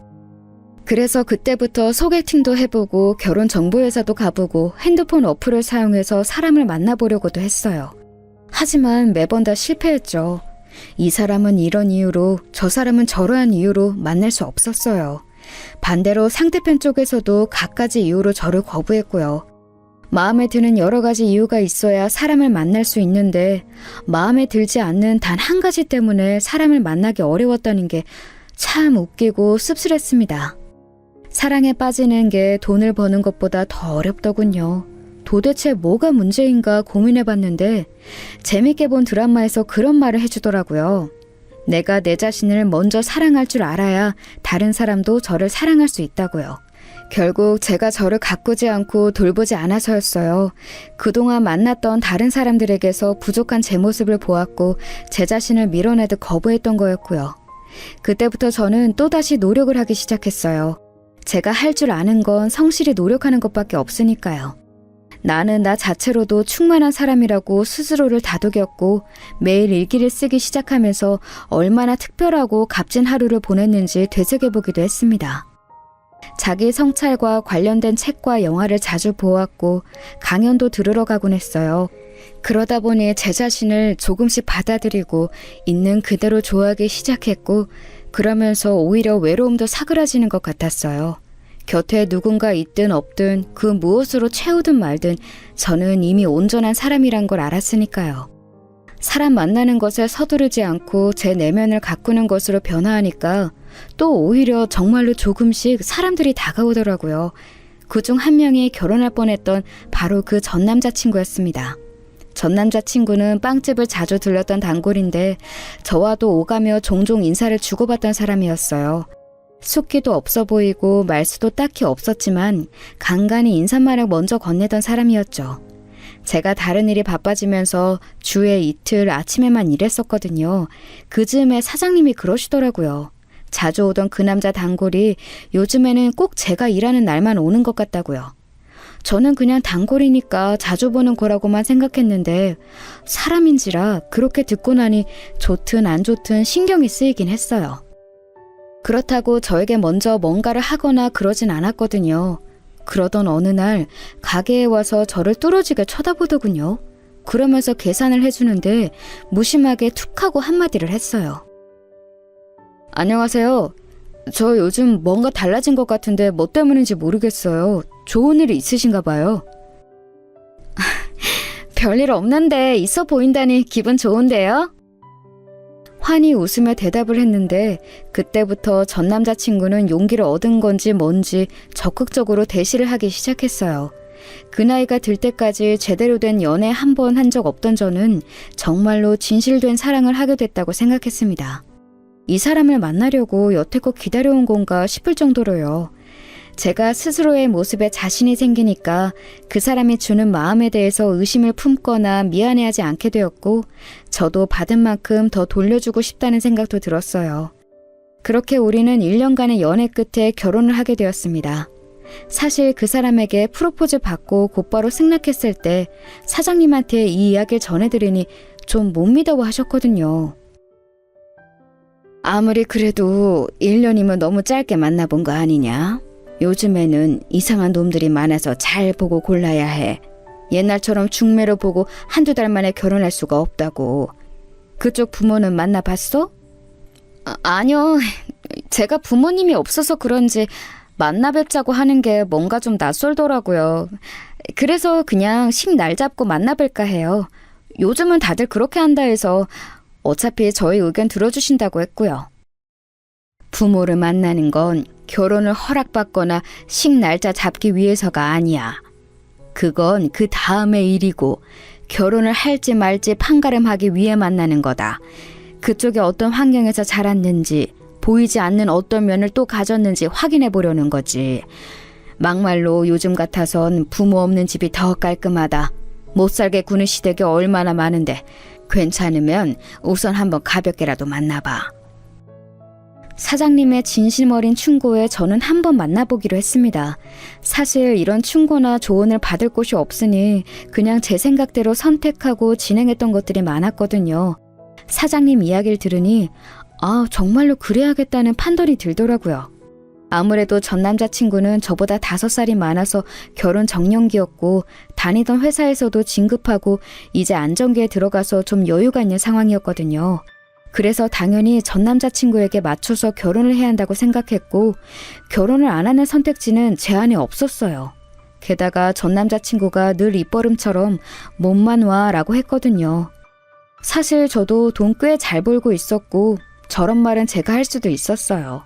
애초에 결혼 비용도 반씩 부담할 생각이었죠. 하지만 그냥 저는 그 말이 말뿐이라도 참 의지가 되더라고요. 계산적이지 않고 나를 위해주는 그런 안정적 환경이 갖춰진 사람이면 더 생각해 볼 게 없겠다 싶었고요. 사실 저는 아직 방어적 태도를 놓지 못해서 전 남자친구와 연애할 때도 제 경제적 상황에 대해서 말하지 않았거든요. 그냥 제가 빵집 직원이 가장 중심이고 부업으로는 간간히 글을 쓴다는 걸로만 알고 있었어요. 다 말하게 되면 혹시나 우리 관계에 어떤 변화를 줄지 모른다는 걱정 때문에요. 그래도 만남에 있어서 제가 매번 신세를 지거나 그런 적은 없었어요. 돈을 모은 티를 안 냈을 뿐이지 데이트 비용도 반씩 늘 같이 부담했고요. 단지 결혼하면 전부 다 말하고 통장까지 오픈해야겠다는 생각이었습니다. 지금 생각해보면 한편으로는 어떤 확신을 얻기 전까진 타인에 대한 완전한 믿음이 없던 것 같기도 해요. 진정한 사랑이라고 생각했지만 제 안에 깊숙한 곳에선 혹시 모를 상황으로 인해 버림받기 싫고 상처받기 싫다는 마음이 있어서 전부 다 오픈하진 않은 게 아닐까 하고요. 지금 보니 참 좋은 불신이었던 것 같네요. 어쨌든 위와 같은 이유들로 결혼을 선택했던 저는 사장님의 말씀에 따라 부모님을 뵙자고 말했습니다. 그런데 오히려 전 남자친구의 표정이 안 좋더군요. 우리끼리 알아서 하라고 말씀 주셨는데 이렇게 일찍 만날 필요가 있냐면서요. 그래도 결혼식 준비하려면 당연히 부모님 뵈어야 하고 어차피 결혼할 사이인데 일찍 만나고 늦게 만나고 뭐가 중요하냐고 말했죠. 왠지 남편은 부모님 뵙는 자리를 의도적으로 회피하는 듯 했습니다. 그때 뭔가 촉이 들긴 했어요. 부모님이 저에 대해서 듣고 반대하시거나 또는 부모님에게 어떠한 문제가 있거나 둘 중에 하나일 거라고요. 사실 연애할 때도 부모님에 대한 이야기는 제대로 들었던 적이 없는 것 같아요. 단지 부모님 고향이 어디시고 두 분 연세가 어떻게 되었고 그 정도만 말해줬었죠. 연애하던 초반에 제 출신에 대한 이야기를 해준 날이 있었어요. 엄마는 돌아가셨고 아버지는 날 버린 채 연락이 끊겼고 그래서 10대를 보육원과 조그만 고시원에서 보냈다는 이야기를 솔직하게 말해주었죠.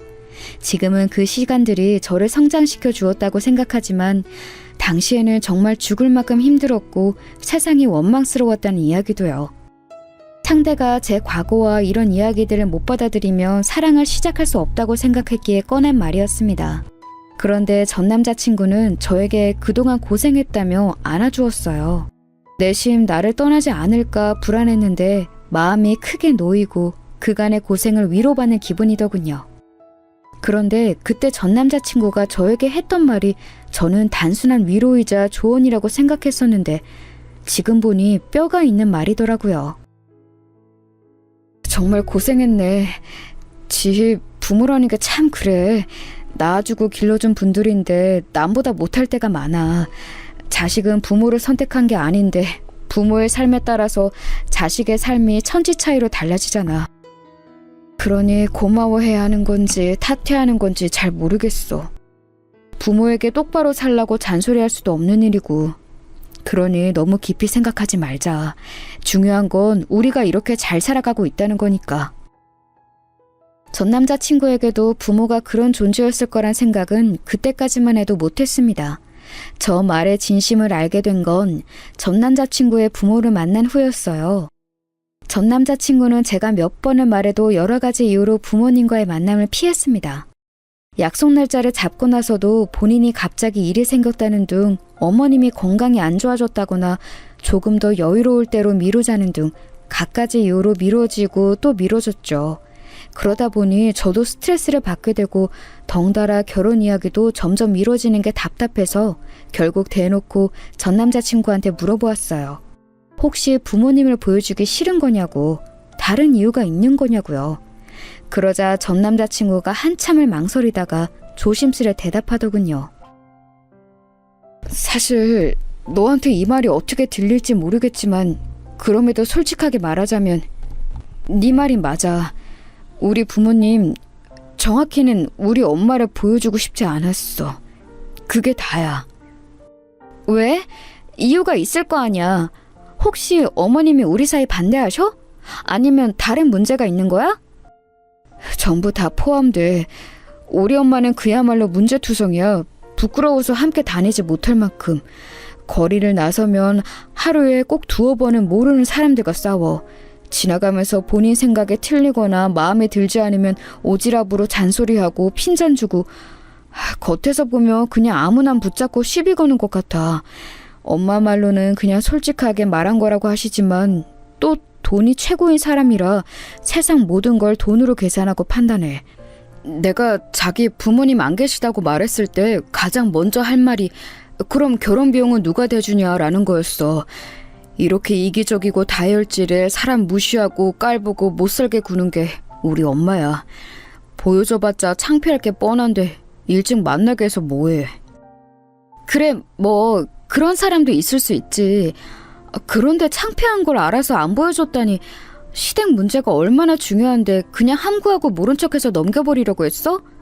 그건 아니지. 솔직히 만나면 내가 결혼을 다시 생각해보자고 할 것 같아서 회피하려고 한 거 아니야? 정확히 파고들었는지 전 남자친구는 사실 그게 맞다며 고개를 끄덕였습니다. 아무래도 지금껏 우리끼리 알아서 해도 된다고 했던 시부모님의 말씀은 그저 남편이 위기를 모면하라고 한 거짓말이었던 것 같아요. 전 남자친구는 그때까지도 시부모님과 함께 살고 있었고 자취할 여력이 있음에도 결혼하면 어차피 따로 살 텐데 지금이라도 같이 살아야 하지 않겠냐고 답하던 사람이었습니다. 엄마가 이해되지 않고 자주 다투지만 그럼에도 가족이니까 함께 살면서 모시는 전 남자친구. 전 남자친구에게 부모는 어느새 치워버릴 수 없고 해결할 수 없는 약점으로 변한 듯 했지만 그래도 받아들이며 사는 것 같았어요. 저는 그런 이야기를 듣고도 오히려 전 남자친구가 안쓰럽기만 했습니다. 그간 얼마나 고생이 많았을지, 부모와 자식이라는 연을 끊지도 못하고 얼마나 참아야 했을지 말이에요. 사실 시댁이 아나무인이어도 그걸 인지하고 거부하고 중재하려는 남편이 있으면 괜찮다고 생각했어요. 어쨌든 무슨 일이 생기면 남편은 내 편에 서줄 테고 그걸 본 시어머님도 사실을 받아들이거나 마음에 들지 않아 떠나시거나 할 테니까요. 참 바보 같은 생각이었죠. 어찌됐든 저는 괜찮다며 전 남자친구를 타일러서 시부모님과의 약속을 잡기로 했습니다. 결혼식 날짜를 빨리 잡자는 전 남자친구의 성화에 저는 잠시 멈춰서서 차례대로 천천히 나아가자고 했습니다. 이렇게 조급해하면 오히려 계속 마음에 불안함이 싹을 것 같다고요. 그제야 전 남자친구도 자신이 그동안 너무 조급해했고 자신의 상황으로 인해 저에게 선택을 강요해왔다는 걸 깨달은 것 같더라고요. 그렇게 자리를 마련하기로 한 뒤 만남을 일주일 정도 앞뒀을 때 전 남자친구가 곤란한 얼굴로 저에게 부탁 하나를 했습니다. 어떡하지? 우리 엄마가 한 가지 부탁할 게 있다는데. 부탁? 어떤 거? 우선 이런 거 시켜서 미안해. 부담 없이 하면 되는 거야. 알았지? 지금 하고 있는 일의 전망과 소득, 앞으로 이직할 생각이 있는지, 그리고 아이를 낳은 후 어떤 일을 하고 싶은지에 대해 계획을 정리해서 문서로 전달해달라 하시네. 듣고선 내가 거절했는데 가족이 될 사이끼리 이런 것도 못 해오냐고 노발대발 하셔서 어쩔 수가 없었어. 나도 염치 없지만 그냥 이번 한 번만 눈 딱 감고 해달라고 부탁하는 거야. 이번만 넘기면 다음부터는 잘 막아볼게. 응? 제가 아무리 주변인이 없어서 잘 모른다고 하지만 보통 시댁에서 첫 만남에 저런 걸 요구하지 않는다는 건 알아서 꽤나 당황했습니다. 그래서 제가 빵집에서 일하는 걸 이야기했냐고 물으니 그렇다고 말하는 겁니다. 아니나 다를까 제 일이 마음에 안 드셔서 이렇게 노골적으로 의사를 표현하시는 것 같더라고요. 어이가 없었지만 우선은 생각해보겠다고 답했습니다. 하지만 진지하게 생각해봐도 이건 아니다 싶더라고요. 아직 전 식구가 된 것도 아닌데 미리 사람을 시험해보고 재단해보는 것 같기도 하고요. 그래서 부탁받은 그날 밤 전 남자친구에게 정중히 거절의 의사를 비쳤습니다. 다른 건 다 하겠는데 나의 지금 일과 비전에 대해서 설명하는 건 좀 무리한 일 같다고요. 문서 말고 직접 말로 설명드리겠다고 했죠. 그런데 전 남자친구 표정이 적잖이 어둡더라고요. 그러면서 하는 말이 본인의 엄마는 이걸 숙제라는 이름으로 내줬다면서 결혼을 하려면 꼭 지나쳐야 하는 일종의 단계처럼 생각한다 하시더군요. 느낌이 또 쎄해서 직접적으로 물어봤습니다. 혹시 전에도 결혼하려던 때 이런 일이 똑같이 있었냐고요. 그러자 전 남자친구는 당황하면 어떻게 알았냐고 묻더군요. 저도 눈치가 있는데 말이죠. 정말로 전 남자친구는 결혼하고 싶은 애인이 생길 때마다 두어 번 정도 어머님께 보여줬었답니다. 그런데 그때마다 어머님은 같은 숙제를 내줬고 조건이 안 맞거나 또는 여자 쪽에서 거절하여 매번 그 만남 이후로 진척된 적이 없었다는 겁니다. 그 사실을 이제 안 것도 어이없고 얼마나 징하면 그랬을까 싶어서 정이 좀 떨어지더라고요. 제 마음의 변화를 알았는지 전 남자친구는 제게 매달리기 시작했습니다. 다른 여자들은 떠날 때 붙잡지 않았다고 마음이 그 정도여서 그냥 보내줬었다고요. 그런데 저만큼은 놓치고 싶지 않다며 울고불고 하는 겁니다. 사실 아직 저도 사랑하고 있는 마음은 여전했고 헤어지고 싶지는 않았어요. 그런 마음과 더불어서 뭔가 이대로 끝나기보단 한 번 정도는 어머님을 배워야겠다는 생각이 들었습니다. 애인의 부모님을 만나는 건 처음이었지만 그렇기 때문에 경험을 쌓기 위해서라도 제대로 마주해봐야겠다는 마음이 생겼어요. 게다가 이 상태라면 헤어져도 시원하고 깔끔한 이별이 되지 못할 것 같기도 했고 저도 지금 부족한 거 없으니 굽히고 들어갈 거 없다는 생각도 있었죠. 저는 당시 가장 수익이 많을 때라 연봉 5억을 살짝 넘을 때였고 전 남자친구는 연봉 5천 정도로 알고 있었거든요. 만약 사정이 여의치 않으면 결혼에 대한 모든 걸 제가 부담할 생각이 있었고 그건 전 남자친구와 그의 가족들이 하는 것에 따라 달라질 일이었죠. 그렇게 돈을 좋아하는 어머님이니 오히려 당당히 나아가도 되겠다는 생각으로 일주일 후 예비시댁을 찾아갔습니다. 당연히 그 숙제인지 무엇인지는 하지 않은 상태로요. 그리고 혹시 몰라서 통장을 준비해 갔거든요. 설득이든 협박이든 필요하게 될지도 모른다는 생각으로요. 그런데 그게 아마도 제 인생에서 가장 잘한 일 중 손꼽힐 것 같네요. 커다란 과일 바구니랑 한과 세트를 들고서 예비시댁을 찾아간 날 어머님을 처음 만난 그 순간이 아직도 잊혀지지 않아요. 아파트 엘리베이터를 타고서 올라가 초인종을 눌렀는데 어머님이 개를 안고 문을 열어주셨습니다. 그런데 안으로 안내하는 게 아니라 현관문 앞에 딱 서서 가만히 저를 쳐다보시더군요. 저는 당황했지만 급히 인사를 드렸고요. 그렇게 가만히 서서 위아래를 천천히 훑어보는데 어쩐지 소름이 돋았어요. 마치 문직이라도 된 것처럼 제가 그 안으로 들어가도 되는 사람인지 아닌지 분별하려는 것처럼 훑어보더라니까요. 정말 거짓말 안 하고 그 상태 그대로 한 30초간 서 있었던 것 같아요. 날씨는 덥지, 개는 짖지, 과일 바구니는 무겁지, 어머니 눈빛은 매섭지. 전 남자친구가 머쓱하게 웃으면서 엄마 왜 그래, 지희야 우선 들어가자 라며 상황을 무마하려 했지만 어머님은 절대 틈을 내어주지 않으셨죠. 어느 순간 다행히 관문이 통과된 건지 비켜주시더군요. 그제서야 집으로 들어설 수 있었습니다. 안에는 아버님이 계셨는데 굉장히 과묵하고 진중한 분이셨어요. 그날 아버님의 목소리는 거의 기억이 안 날 정도로 총 5마디 정도 하셨던 것 같네요. 그도 그럴 게 그런 아내와 살면 저 같아도 말을 하고 싶지 않을 것 같다는 생각이 들더군요. 어찌됐든 저는 부엌 상탁으로 가서 바구니를 들이며 어머님, 뭘 사와야 할지 몰라서 과일이랑 한가로 준비해 보았어요. 어머님이 또 과일 좋아하신다고 들어서요. 어디서 산 거냐? 네? 아, 이거 백화점에서 산 거예요. 제일 좋은 거로요. 백화점이라는 말에 알게 모르게 어머님의 마음이 풀어진 것 같았습니다. 정말로 전 남자친구의 말이 맞았어요. 모든 건 돈과 체면이었던 거예요. 2번째 관문을 통과했는지 이내 상탁에는 음식이 차려졌습니다. 그런데 상탁 위에 음식을 보고선 저는 또다시 굳어버릴 수밖에 없었어요. 제가 알러지가 심해서 게를 못 먹거든요. 다른 건 정말 잘 먹는데 유독 게만 못 먹어요. 알러지 있는 분들은 알겠지만 저도 게를 한 입이라도 먹으면 목구멍부터 부어서 숨을 못 쉴 정도라 절대 못 먹습니다. 게 얘기는 질색팔색할 정도예요. 당연히 전 남자친구도 이 사실을 잘 알고요. 그 집은 해산물을 좋아해서 게나 새우 킬러라고 하던데 제가 못 먹으니 다 같이 만날 땐 미리 말해야겠다고도 했었습니다. 설마 첫 만남인데 제가 유일하게 못 먹는 게가 나올지 저도 몰랐죠.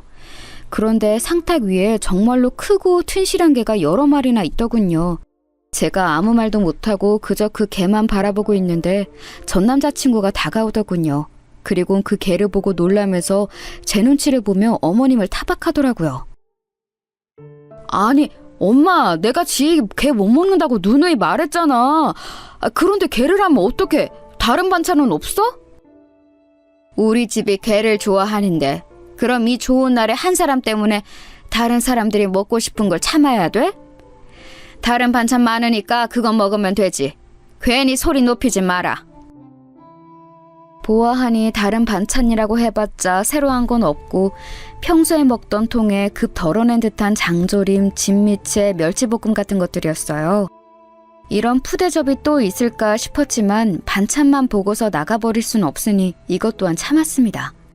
그런데 아버님이 상탁에 와서 반찬을 보시더니 왜 게를 차렸냐면서 본인도 지금 속이 안 좋아 해산물 못 먹는 거 말했지 않냐고 물으시더군요. 네, 맞아요. 아버님 또한 게를 먹을 수 없는 상황인데도 아득바득 게 요리를 하신 거예요. 아마도 순전히 저를 골탕 먹이려고요. 아버님의 타박까지 이어지자 어머님은 기껏 밥 해줬더니 다들 뭔 말이 이렇게 많냐면서 큰 소리 치셨습니다. 이에 전 남자친구는 늘 그래왔는지 다시 또 웃으면서 죄송하다고 그냥 먹겠다고 했습니다.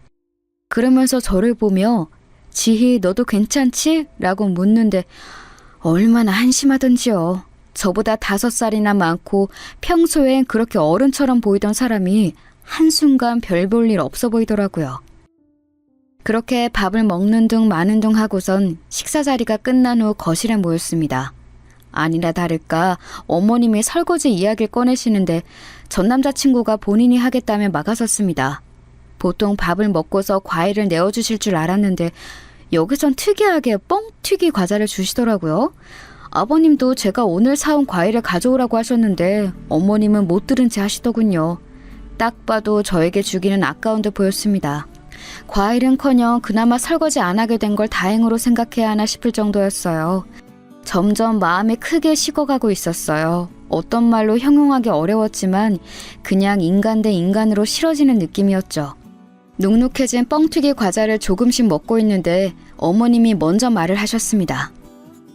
그래서 숙제는 했고? 저 일전에 말씀은 전달받았는데요. 아무래도 문서로 전달드리는 건 좀 딱딱해서 직접 말로 전달드리려고요. 저 지금 그 또래 지역에 있는 빵집에서 직원으로 일하고 있고요. 결혼해서도 할 예정이에요.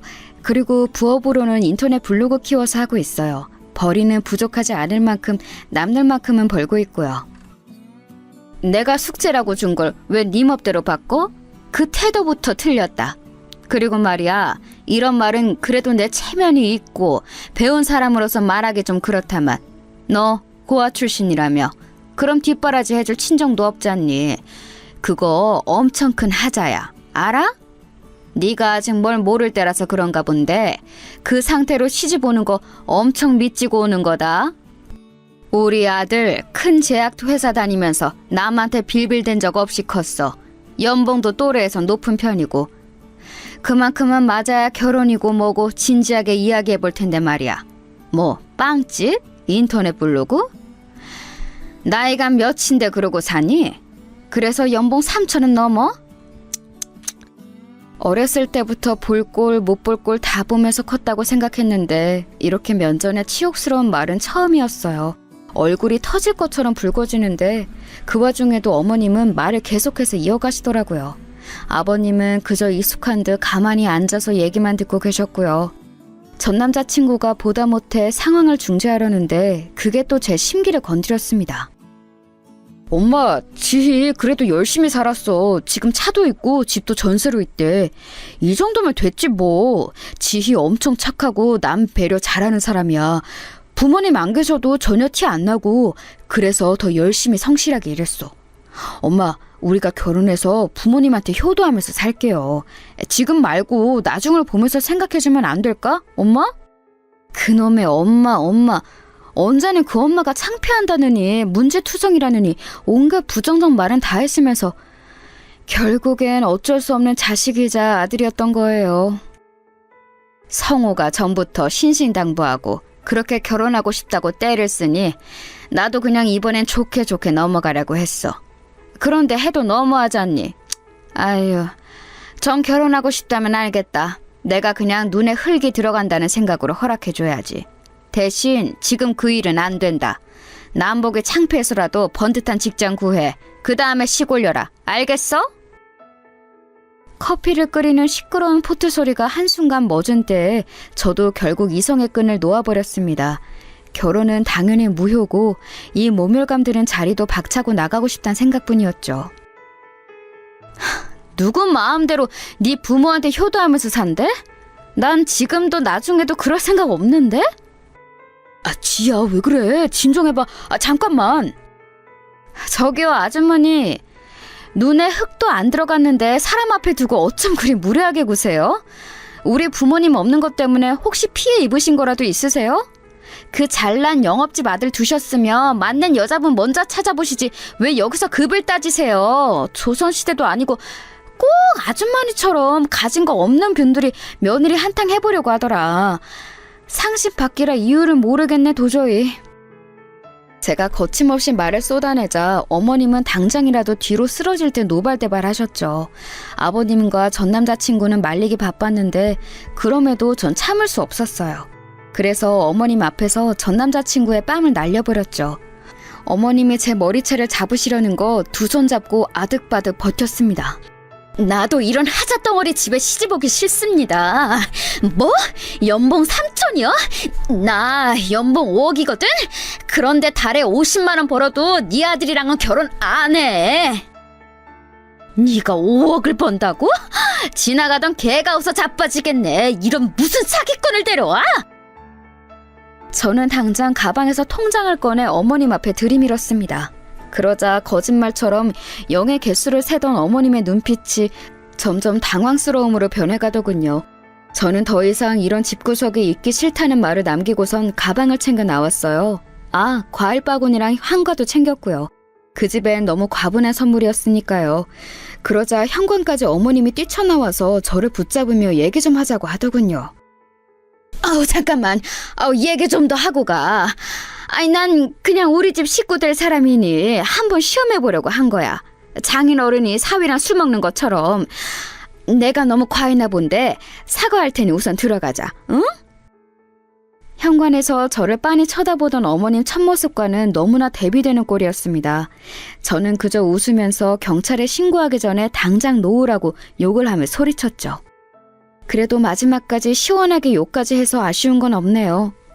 전 남자친구가 곧 저를 따라왔는데 처음 하는 말이 왜 날 속였어? 더라고요. 제가 연봉을 속인 것에 대해 화가 난 모양이었습니다.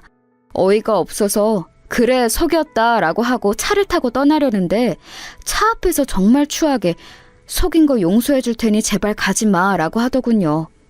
차로 그냥 쳐버릴까 싶었지만 다행히 참고서 클락션을 크게 눌렀어요. 그러자 놀랐는지 황급히 옆으로 도망가더라고요.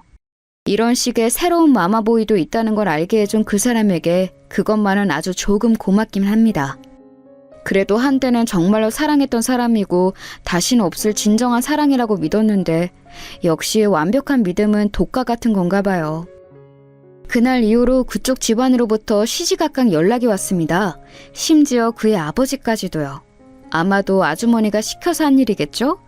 며느리 될 사람을 몰라봤다는 등 문자 내용이 혼자 보긴 아까울 정도로 웃겼는데 그래도 마지막 인간으로서 꾹 참아봅니다. 전 결국 번호를 바꾸게 되었어요. 한 번은 전 남자친구가 빵집으로 찾아왔는데 사장님이 빵집 집게를 들고 나가서 경찰에 신고하겠다며 쫓아냈다고 하시더라고요. 역시나 제가 믿을 만한 건 사장님뿐이었어요. 사장님은 저에게 일을 그만두는 게 어떻냐고 말씀 주셨지만 뭐 잘못한 것도 없고 그만둘 이유도 없는데 그럴 필요 있나요? 가게로 찾아오는 그 자식이 나쁜 거죠. 한 번만 더 찾아오면 정말로 경찰에 신고할 생각이고요. 이제 곧 이사도 하니까 그 사람이랑은 다신 보지 말았으면 해요. 그 뒤로 2달 동안 저는 여전히 열심히 일하고 있고 마인드 컨트롤을 위해 멈췄던 일기를 다시 쓰고 있습니다. 애써 전 남자친구를 잊기 위해 새로운 취미를 찾고 있기도 하고요. 자칫 정말로 시어머니가 될 뻔했던 그 아주머니로 인해 앞으로 앞에 놓인 돌다리는 수십 번 두들겨봐야 한다는 교훈을 얻었으니 그만하면 됐다고 생각하려 합니다. 세상에 돈이 전부는 아니지만 큰 비중을 차지한다는 건 알고 있어요. 그렇지만 그 돈 때문에 인간성까지는 잃지 말아야겠다는 걸 다시 한번 다짐해 봅니다. 저는 또다시 내일을 열심히 살아가 보려고 해요. 결혼은 뭐 언젠가 때가 있겠죠. 꼭 오지 않아도 이젠 혼자서도 잘 지낼 자신이 있습니다. 그럼 저의 이야기를 들어주셔서 감사해요. 오늘도 건승하시길 바랍니다.